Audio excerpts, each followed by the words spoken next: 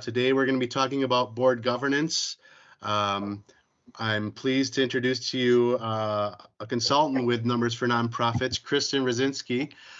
Kristin, formerly with The Road Home, knows all there is to know about board governance, or at least she's going to tell us everything that she learned along the way. We want to make this interactive, so please raise your hands virtually and feel free to put questions in the chat. We'll do our best to monitor those as well. But a little bit about Numbers for Nonprofits. We are a nonprofit accounting firm specializing in nonprofits. We only work with nonprofits. We do day-to-day accounting. We help you with your month-end closes. Annually, we'll help you get through your audits and your budgets.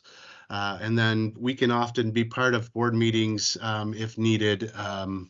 So just a small bit of what we do. And we'll do a follow-up email after this to share some more with you all about what we do. But I'd like to pass it off to Kristin at this point and have her walk through her presentation, and I will interject as I feel appropriate. Great, thanks, Nick. Good morning, everybody.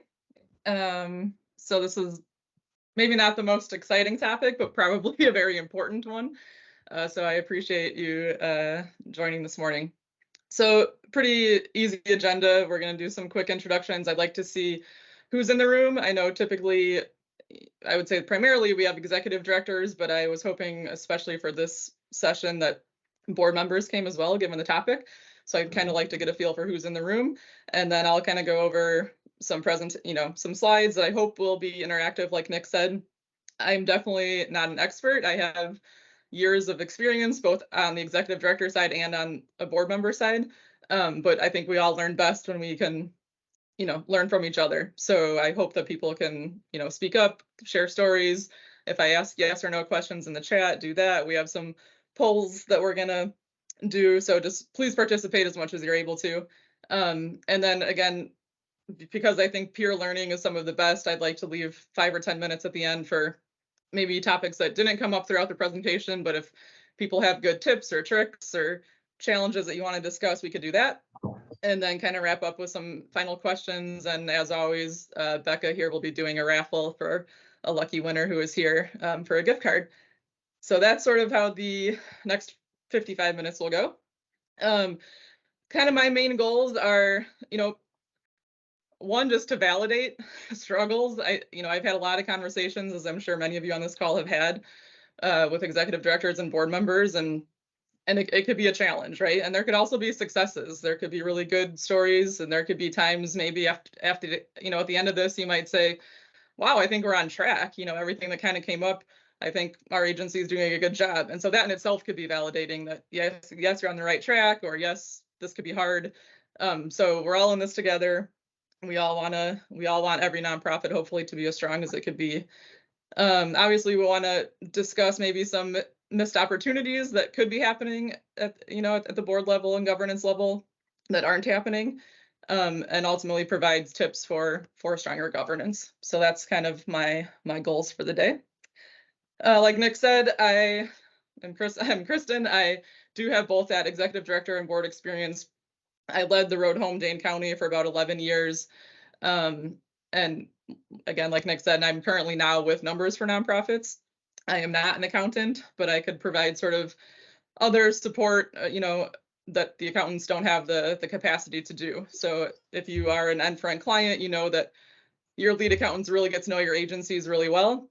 So they might know, that you're having a board challenge, or your executive director is about to leave and you need a succession plan, or you need some fundraising support or program evaluation, kind of whatever it is that's not in the accounting realm, I'm able to do. So feel free to reach out if you think that there's any benefit that I could add to any of you. And with that, we will start our first poll. So again, just kind of looking to see, do we have mostly executive directors on the call, board members, other nonprofit staff? Trying to get a feel. So go ahead and answer that.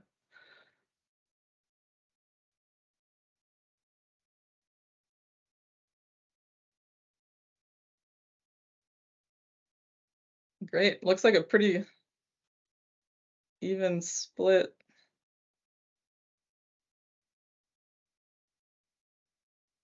And can you guys see the results right now, or can only us? Can somebody give me like everybody could see this? Okay. So I know we have more people on the call than responses. So I'm gonna give it another minute. All right, so mostly executive directors. Did I just stop sharing my screen when I did that? Yes. Okay, yeah. So I should not answer the poll. Let's see, give me a second here.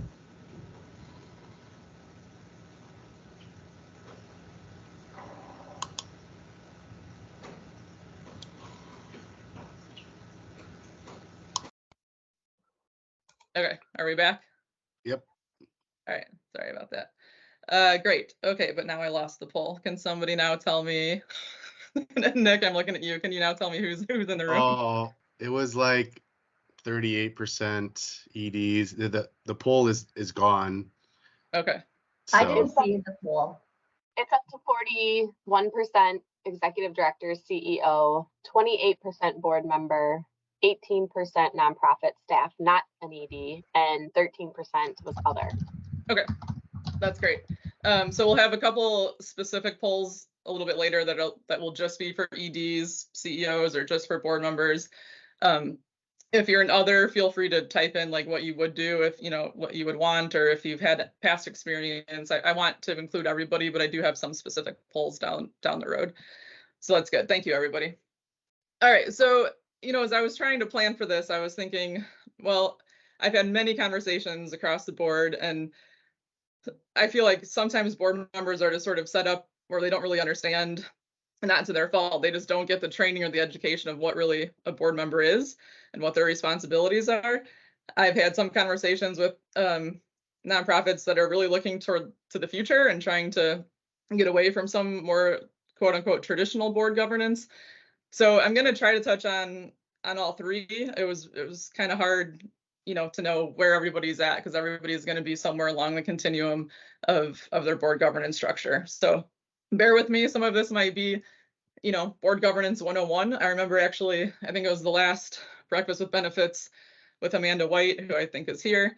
She said, this is sort of fundraising 101, and it was, but at the same time, it was still good reminders, and I still learned stuff, and it's just always good to kind of take a step back from the whirlwind of the day and kind of, check ourselves on what we could be doing better and what we're doing well, et cetera. So hopefully this is board governance 101, but you get something out of it. So we'll start with kind of the basics, and these three things are pretty common, but I took some of this verbiage right from the National Council of Nonprofits. Essentially, the duty of care, the duty of loyalty, and the duty of obedience.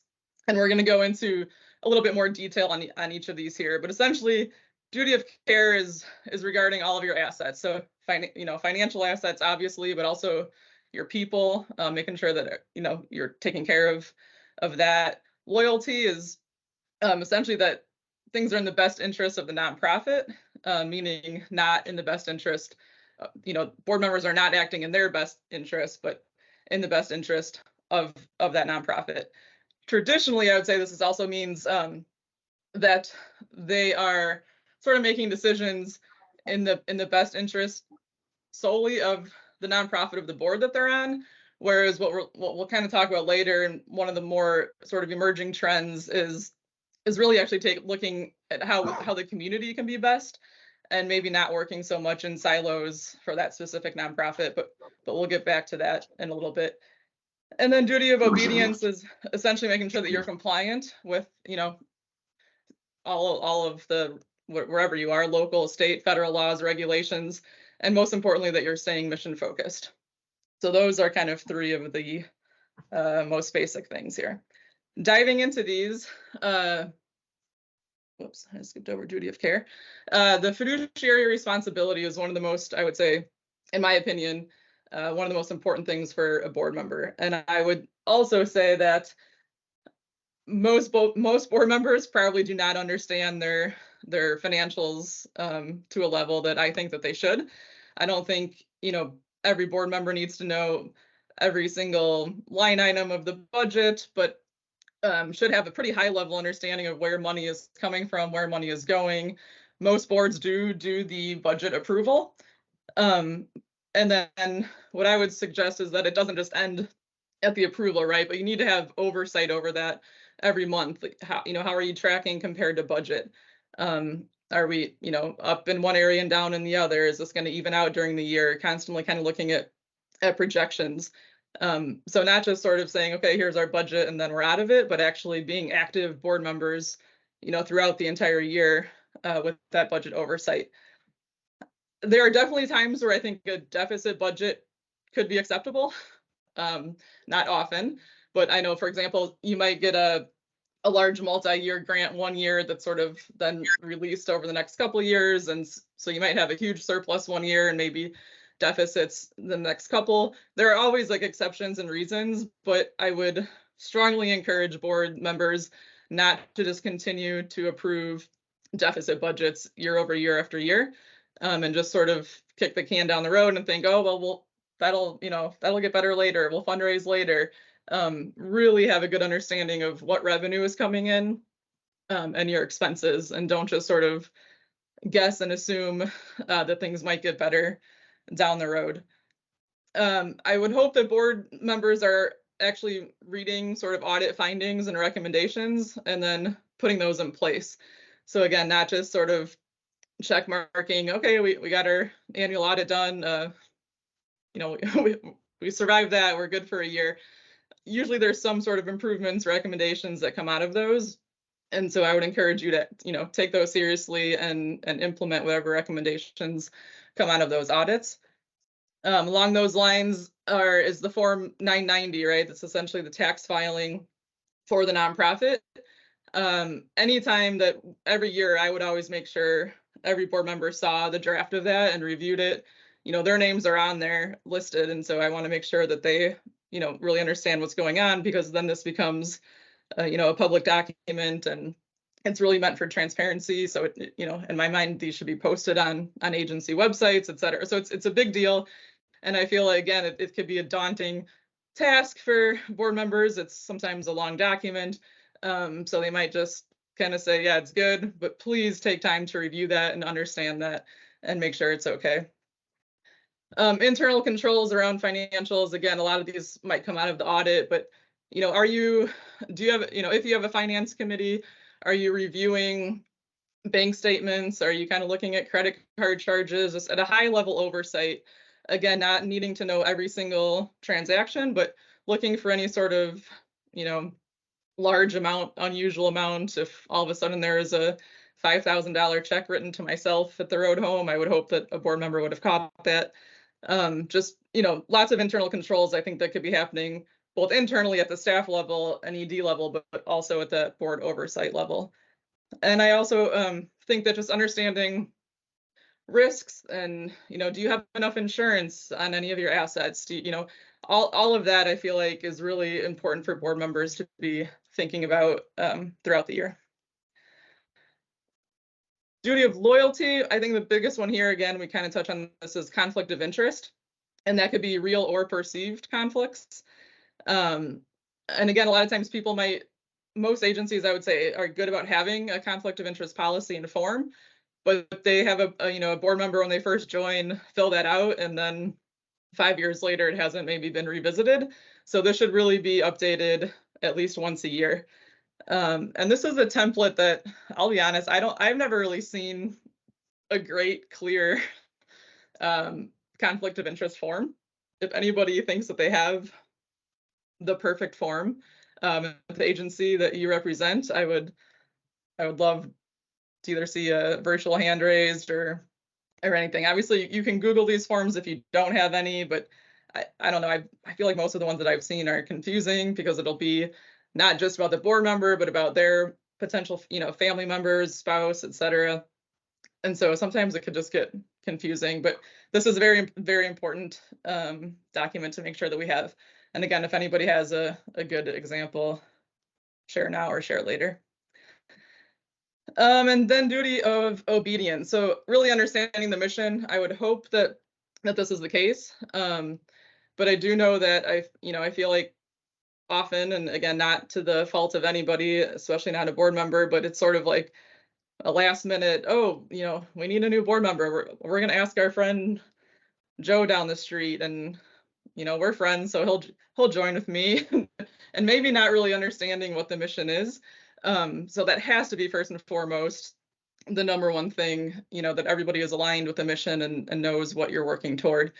And then obviously in this one, bylaws are very important. The bylaws should govern your nonprofit, of how you operate, how decisions are made, et cetera.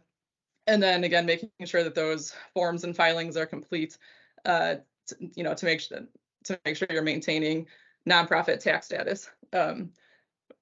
Sort of interesting story. We just had a potential client reach out to N4N about 2 weeks ago to inquire about our services. And right away we realized they actually had lost their nonprofit status. They did find out, they knew that, they found out, but the only way they knew was because they went to go purchase some software from TechSoup, and they had to put in their credentials to get the nonprofit discount, and it got kicked back and said, you actually don't have your nonprofit status. So there are definitely times where you might not even know that you're out of compliance or that you've lost stuff. So again, this is where it's very important for the board to have that oversight and make sure filings like that are being taken care of. Again, if you're an N4N client, Becca, who's on the call, and Ella, kind of take care of your local DFI filings that happen annually. But just make sure that those, yep. Oh, thought I heard something. Sorry. Make sure those filings are happening. All right, so now some of the more exciting stuff. Just sort of the board and ED relationship. I think, some are great, some are strong, some are filled with tension, some are trust-based, some, they're all over the place. But I will start by saying, I think it's important for the board to hire, support, and evaluate the executive director, right? So again, almost like the budget approval, you don't just approve a budget and say, we'll do this again in a year. When you hire an ED, it needs to be, a very supportive environment where you're providing any resources that are needed, especially if it's a newer ED. Maybe they need an executive coach or an executive mentor or training around financials, or, whatever it is, provide those resources, try to set that executive director up for success. Don't just hire them and say, see you later. Evaluate the executive director. This is one where I think we'll do another poll. I'm actually baffled at how few executive directors get any sort of evaluations, and ideally you're getting timely feedback as it's happening throughout the year, but I also am a believer in sort of more formal evaluations. So Becca, if you don't mind, let's throw up the poll here about so this will be just for executive directors. If you are an executive director, kind of read these options here for how you receive evaluations if you do.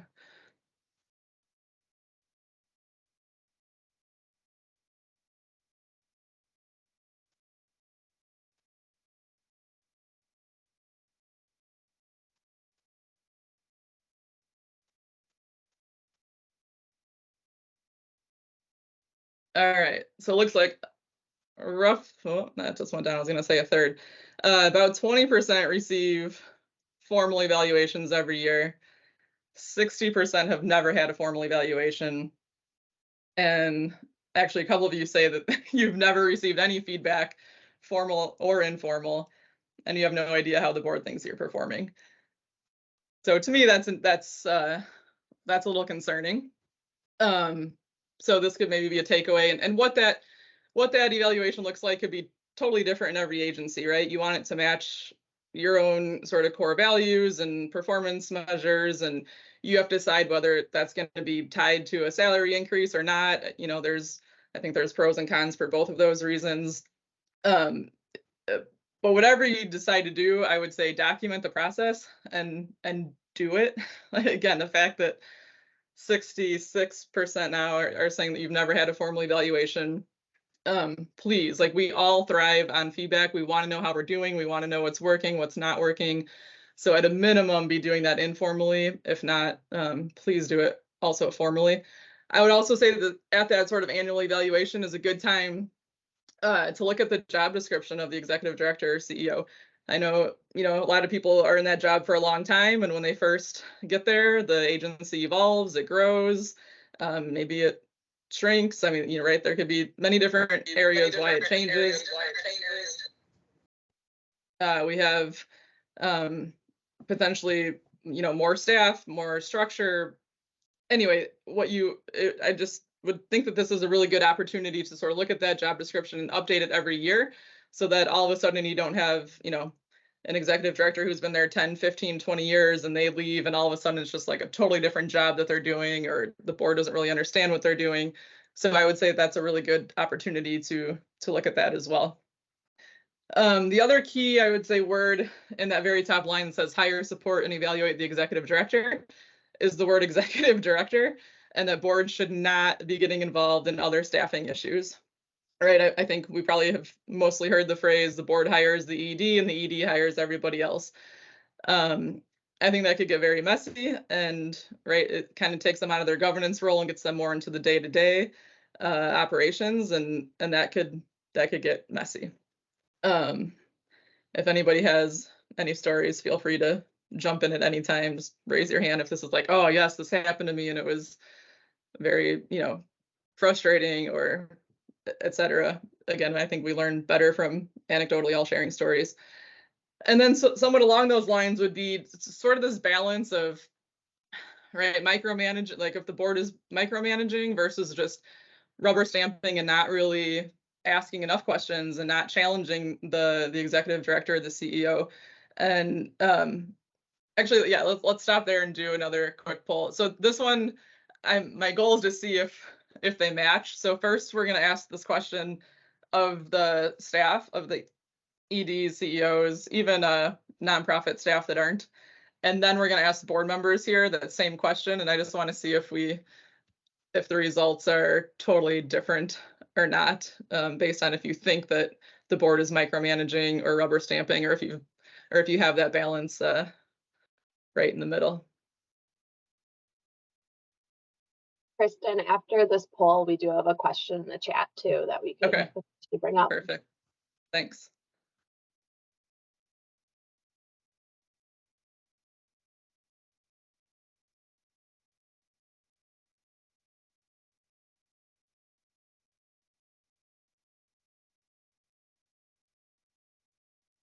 So I don't see anybody filling this one out. Is it, if you're a board member, do you think the board as a whole is micromanaging too much, not asking enough questions, or balancing? So this one's asking board members, do you think the board as a whole, the poll that's up currently? Yeah. So if you're a board member. We've got 24 responses so far. 4% are saying micromanaging. We're at 37% for not asking enough questions. And balancing the two issues well is the highest response so far with, 59%. Okay. We're getting a few responses. Okay, great.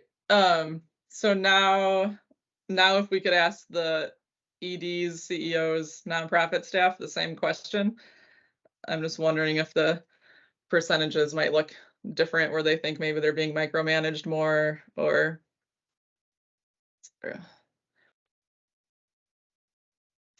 this is my big scientific poll.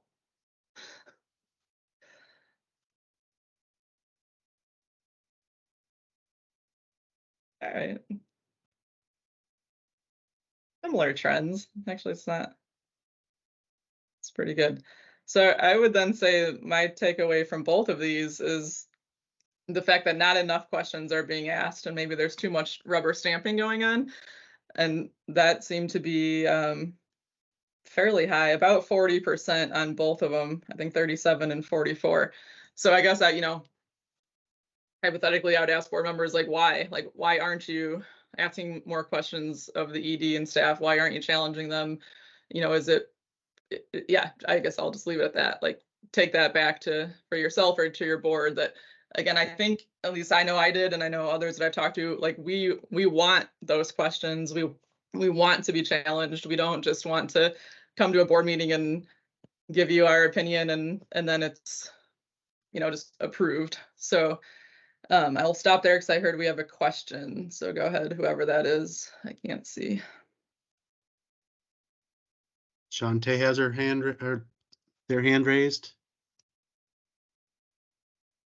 Yes, I thought it was someone before me. But going back to the board should not get involved in staffing issues.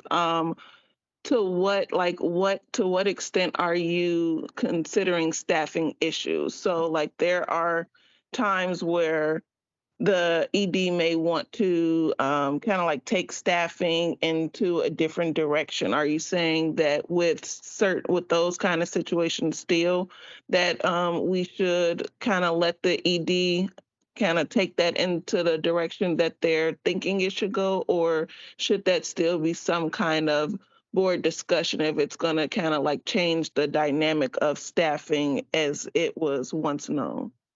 Yeah, that's a good question. And I should have said, right, every nonprofit and every board is in a different spot. Some boards are more like working boards where they are more involved because there just aren't a lot of staff, et cetera. Some boards, as the agencies sort of mature, maybe they become more of like a governing board. So everybody's kind of at a different spot. So, there's no one answer fits all for everybody. But in general, I think my opinion is, right, those are day-to-day decisions to operate, and the ED should be able to hire, fire, whatever needs to happen to staff below them, restructure. Yes, maybe inform if the board, but I personally do not think that those are board decisions when it comes down to staffing issues or changes. But I'm would love to hear what other people think about this. If anybody else wants to chime in and give an example of when maybe it worked to bring staffing issues to the board, or if it didn't work, et cetera. So I can still give an example.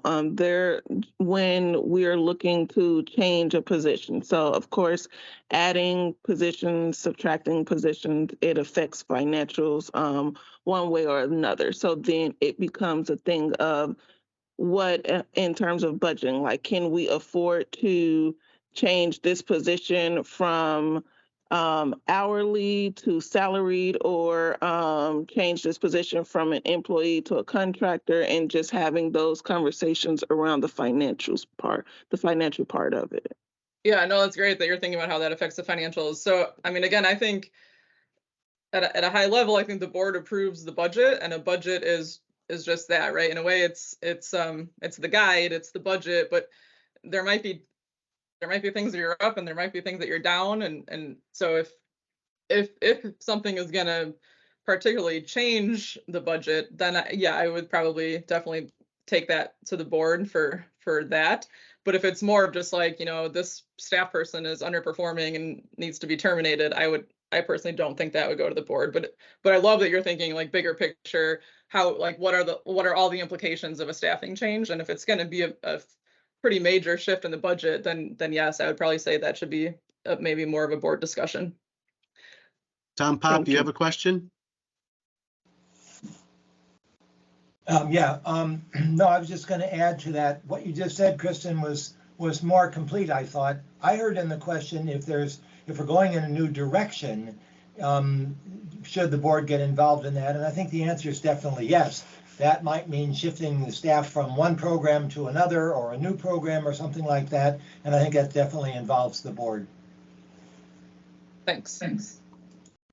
And the last little bullet point here on specifically the board and ED relationship is around succession planning.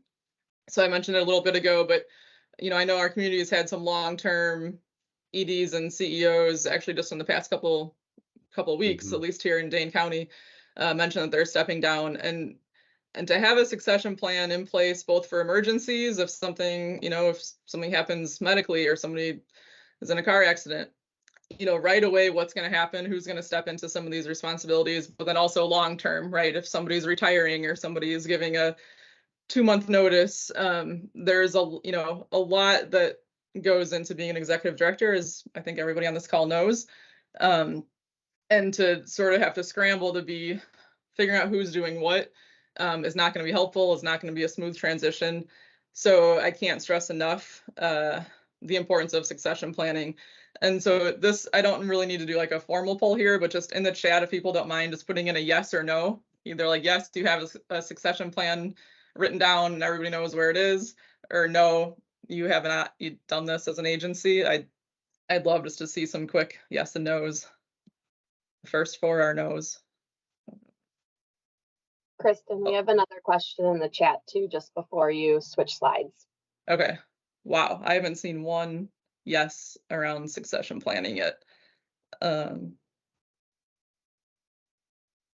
Okay. So this, I would say, would be another opportunity for the board and ED to work together on creating a succession plan. And we have one in process. Great. Good. Okay. I'm scrolling up to find that question, unless you wanted to say it out loud, Ella. Yeah, so Emily Park asked if there was any suggested modifications to a feedback process if you have an organization has a co-ED model. You know what? I am very, very interested in co-ED models, and I'm not anywhere near an expert on it. So I personally don't, but we could definitely open that up to the whole group. But I'm interested in learning more. I think this is kind of the way that more nonprofits are going to go in the future. So yeah, if anybody has experience with co-executive director models, Stephanie is in her first role as one and loves it. Do you mind speaking up at all, Stephanie? Or no, good morning. I'm Stephanie Miller-Lamb, Managing Director of Hancock Center for Creative Arts Therapies.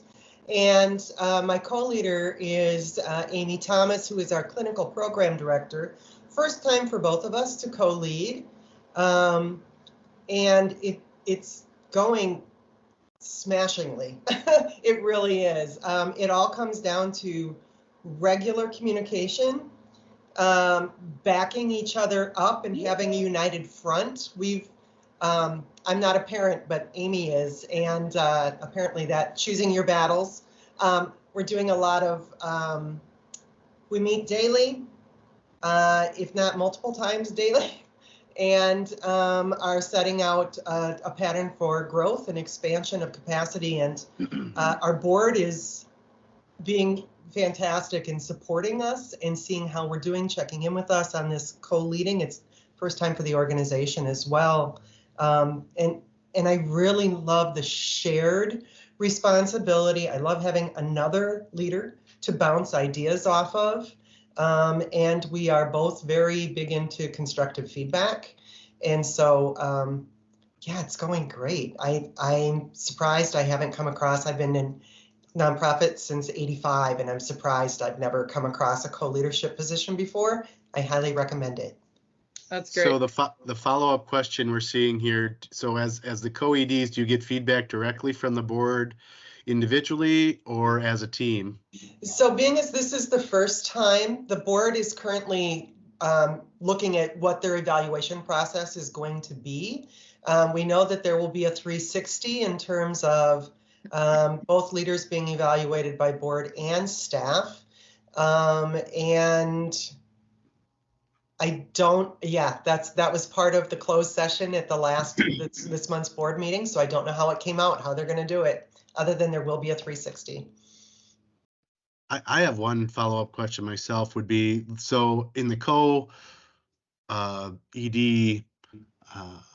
structure, who makes a final decision if a final decision needs to be made?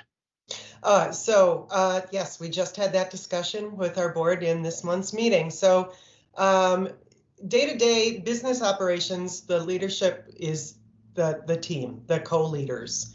Only if we had an employee with a dispute of some sort would that go up the ladder to the board. We always have an opportunity for staff to take it to the board, but the board has also stated that in their minds, decision-making happens with the co-leaders.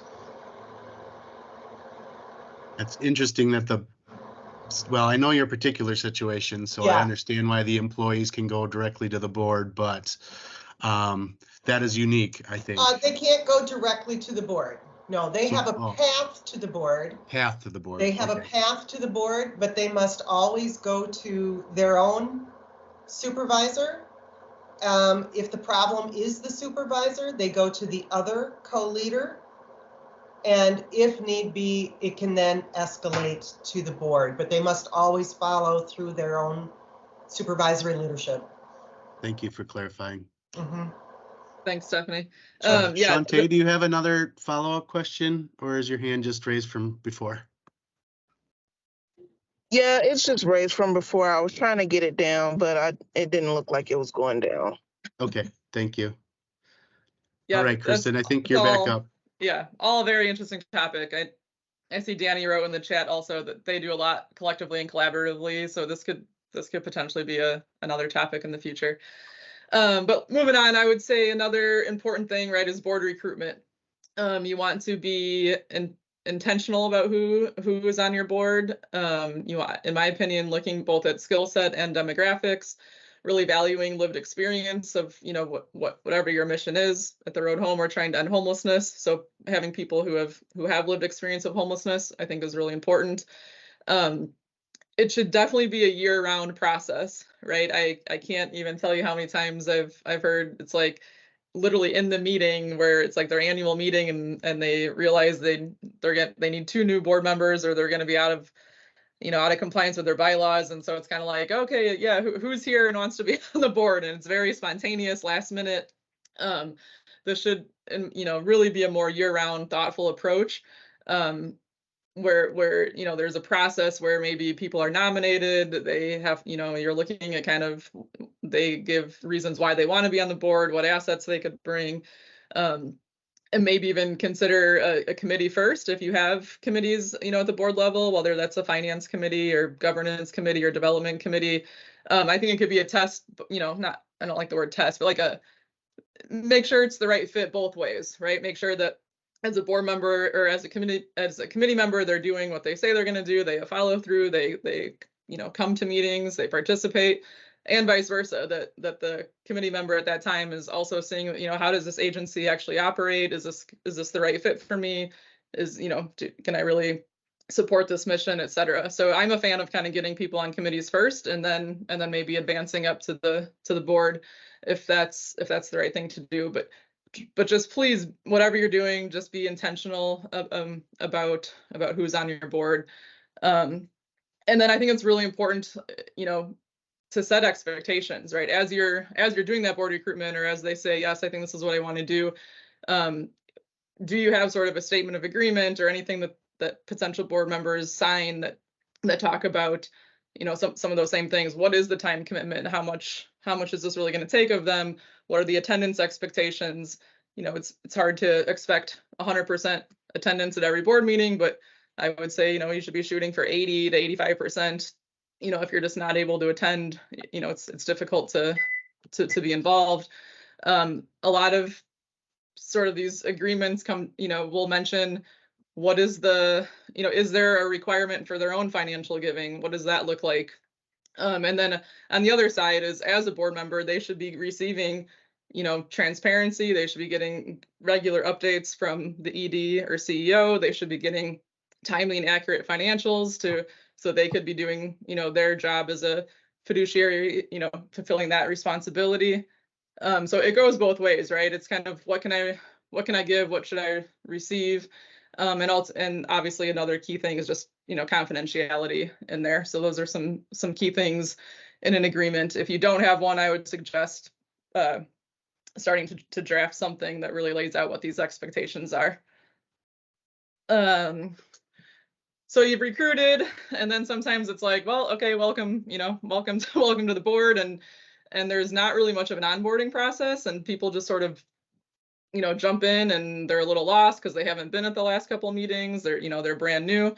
So as much as they could be prepared, the better, right? So, ahead of time, giving them maybe a packet. There are some examples in here of what might be in that packet.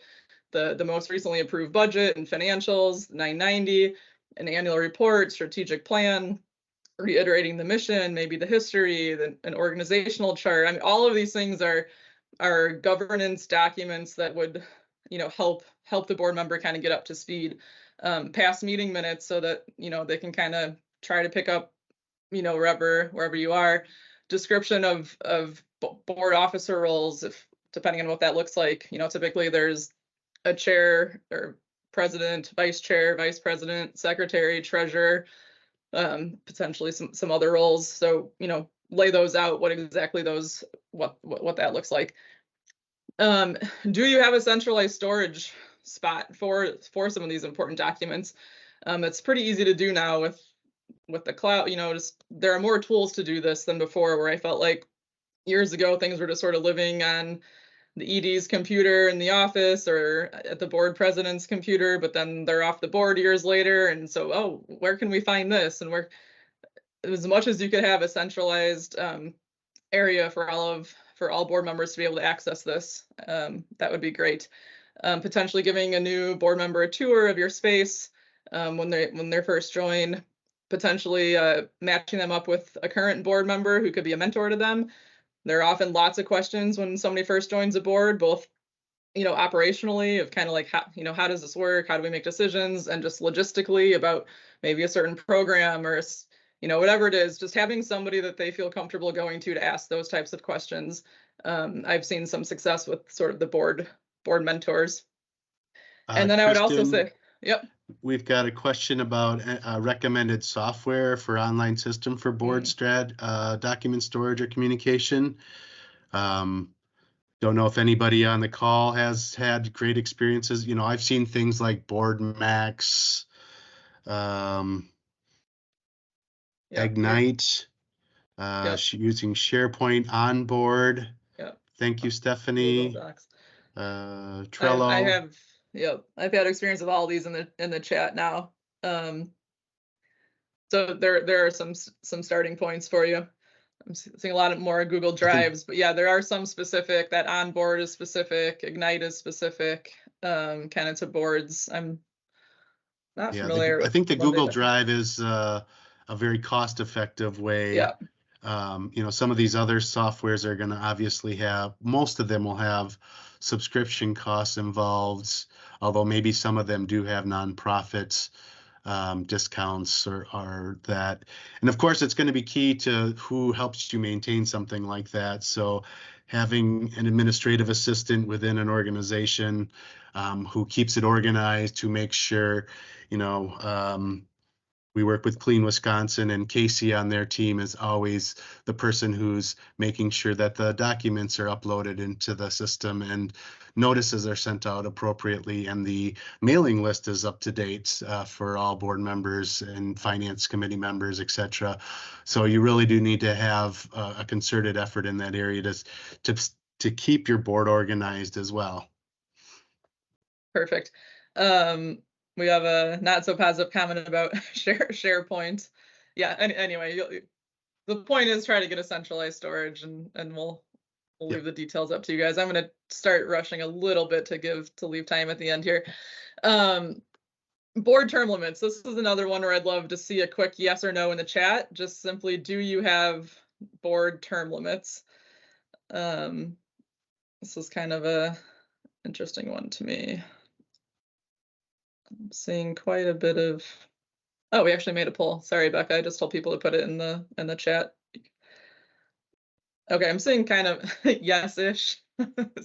I'm seeing kind of a mix of yes and no's here, which is probably about what I would expect. So first, I would say probably the most common term that I've heard is a 3-year term. And then the question is, can people just keep doing 3-year terms time after time after time, or should we look at setting some term limits? I personally am a fan of term limits for various reasons.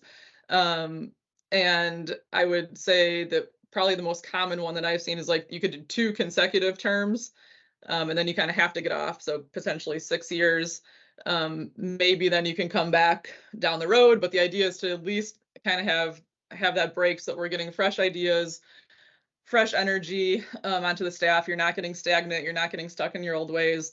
And not even just for that board member, but ideally the board member is bringing their personal network right, to that agency, whether that's for fundraising or volunteering. And so eventually that network is going to get tapped out. And so you want to get new board members in who could bring in their family and friends and coworkers or neighbors or book club people, right? It's kind of like, think about like all the circles of influence that somebody has. You want to keep getting new ones in the door, new ideas, new, etc. So I am a huge fan of term limits. And then more specifically, I'm also a fan of term limits for probably at least two positions, two officer positions, which would be the president and the treasurer.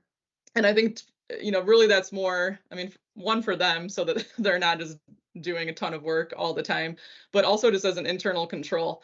I think, hopefully this isn't happening, but in general, and I remember an auditor telling me this years ago, like in general, like the ED, the president and the treasurer can kind of get into cahoots and who's looking at the checks, who's making the decisions, and if the three of them are somehow all on some plan to that's not ethical or not in the best interest of the agency, this is just another reason to kind of make sure that there's some turnover, particularly in those positions. So again, that looks like it could be a potential takeaway, given a lot of people said that they do not have term limits. Just something to think about. Where are we here? Okay, then we have, this is another kind of, I would say, hot topic, is what are the expectations of the board and fundraising? I think this was talked a little bit about last time as well with Amanda, but some will say the expectation is there's a minimum and every board member has to give $1,000 or whatever it is, or they have to fundraise a certain amount of money. They're in charge of bringing in $10,000 a year to the agency. Some will say, there's no minimum, but we want every board member to give something that's meaningful to them. So maybe that's $100 to this person, or $10 to this person, or $10,000 to this person, but whatever is meaningful to them. Some people say there's, expectations to be at fundraising events or to volunteer at those events, host a table or get a silent auction item, whatever it is. In my opinion, at a minimum, board members should at least be like opening doors to their networks, kind of like I was just saying, their circle of influence, right? They need to be ambassadors for the agency. They need to be opening doors to new businesses, new people that might potentially be donors. But ultimately, well, I shouldn't say that. In my experience, ultimately it was then up to the staff to actually do the fundraising, but the board has their part in it. And that looks different in every agency. So I probably shouldn't have even said that. But another way the board could help with fundraising is, again, similar to what was said last time, in that relationship building and also in that stewardship of funds. So they could help write a thank you note. They could call a donor. Like, they might not be asking for the money, but they definitely can play a role in fundraising in general.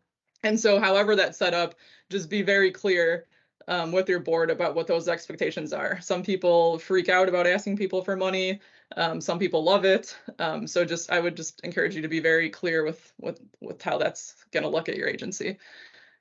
I think it's important, right? Like if as the staff, as the ED or CEO, you want your board members to be engaged and show up to meetings and participate and ask those challenging questions, I think it's really important that we help them feel engaged in between meetings, right? So maybe that's getting them on a committee. Maybe that's just shooting them a quick email, using them as a sounding board in between meetings, getting them plugged in as a volunteer, however that looks at your agency, right? It's not fair to sort of not talk to a board member, kind of forget that they're there for a month, in between your next meeting, or a quarter if you only meet quarterly as the full board, but then you expect them to be there and be present and be on top of stuff. So make sure that there's some engagement in some way in between your board meetings.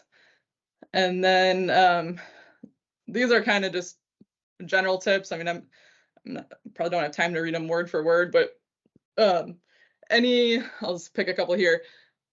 Board member, I feel like board meetings, I'm sure everybody's across the board where they're at here, but whatever you can sort of send ahead of time, like in a board packet, whether that's the previous meeting's minutes, the current financials, if you have any committee updates, if you do have like a finance committee that just made a new policy, or a development committee who's working on fundraising, anything that would just sort of be like a 5 or 10-minute oral report at a board meeting. I think those could be set ahead of time so that you're actually spending your time together more efficiently, more effectively, making higher level decisions, et cetera. And then on the flip, not on the flip, but the secretary, I think, whoever's taking meeting minutes, I think is one of the most important positions on a board, and probably one of the more thankless positions as well.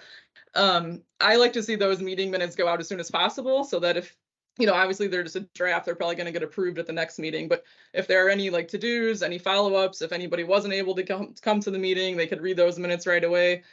Sometimes I feel like that just gets pushed off until the day before the next meeting, where you're kind of like frantically reviewing last meeting's minutes.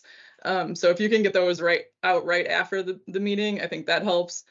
I would not, if you're a board member, a potential board member, I hope this is pretty basic, but do not join a board that does not have directors and officers liability insurance. That's to protect yourself. This is an easy one, but I think it's just easy to have an odd number of board members so that if there's never a 5-5 tie or a 4-4 tie, doing your own evaluation of how the board is functioning as a whole, I think that's important. I have some examples of that if anybody's interested, if you're not already doing that, but those questions around, again, not necessarily individually, but as a board, do we understand our financials? Do we understand our program and our mission? Are we attending? Are we prepared for meetings? Are we, just really, how is the board functioning as a board? The board should obviously reflect the populations being served by your agencies. I know my past boards really appreciated having some external partners come in, whether that's a funder. So for example, we received United Way funding, we received city funding, county funding, and we kind of had those reps come in and kind of give their kind of system view of what's happening, how the road home fits into that view, right? Just so that they're not only hearing from that ED, also bringing in other staff, whether that's program staff or director levels, the development director maybe coming in once or twice a year to talk strictly about development, or the program director coming in, internal and external people coming to give their perspective at board meetings, I think is really helpful. So it's not just, that one or two, if you're a co-ED, people giving all sort of the information and being that liaison. I'll skip down to just thank your board members. They are volunteers, right? And I know sometimes they're easy to point fingers at or blame or be frustrated with, but they are giving their time and commitment and energy, and just, I remember in the beginning, I often would just sort of like forget to thank them as much as I should. So wanted to make sure I ended there. And then, what I'm not really going to have time on is just some of these more, which I sort of prefaced in the beginning, is kind of the shift more maybe cutting edge ideas of what's happening with boards, right? So again, understanding your whole system that you operate in, rather than just your nonprofit. This is a big one that I've been reading quite a bit about lately, is just simplifying, right? The bare minimum is you have essentially 3 board members who meet once a year, and follow the bylaws, and but all that other stuff, try to, what if they don't have to get involved, maybe don't get involved. And that's not to say that they like do more harm, maybe they are, but right, in general, the staff are living and breathing this work every single day, whereas board members might be doing, might be more involved once a week, once a month for an hour or two. So let's make the people, the people who are making decisions should be the ones who are really living and breathing the mission every day.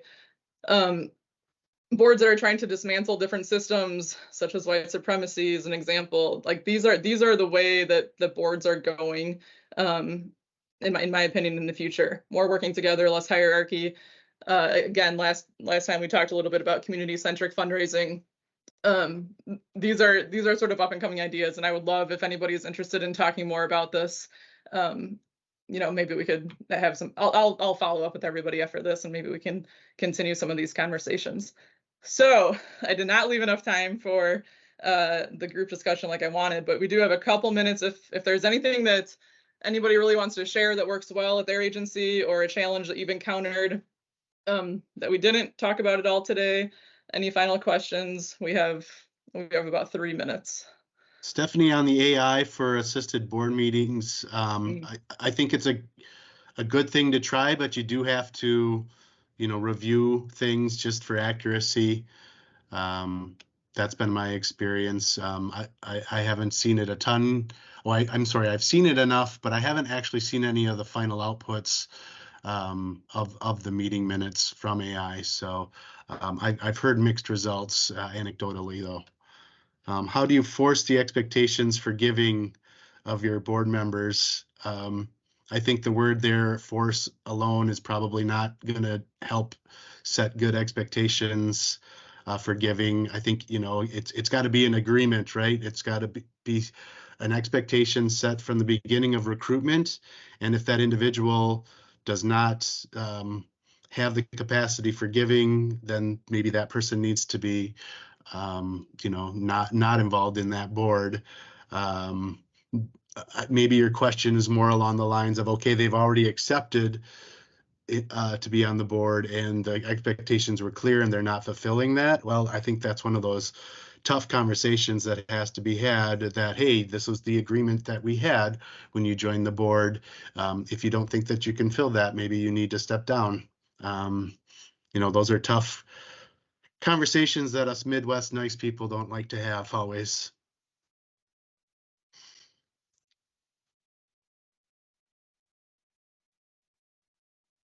Kristin, is there any one thing, like, if you've got just a completely dysfunctional board and it feels like you're starting from square one, where you would be like focusing initially?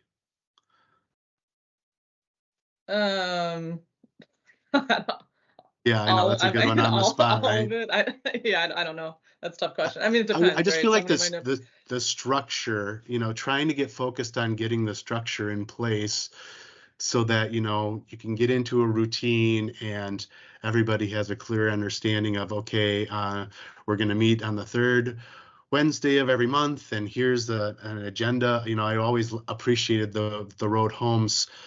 It was a finance committee, but for that finance committee, we had 10 months. We took 2 months off, I believe, but we were covering insurance one month, and we were covering audit one month. We were covering budget one month. We were covering the relationships with vendors one month. So I feel like, if I was me answering my own question, I would start with just the structure and trying to get that around the group so that can start to serve itself.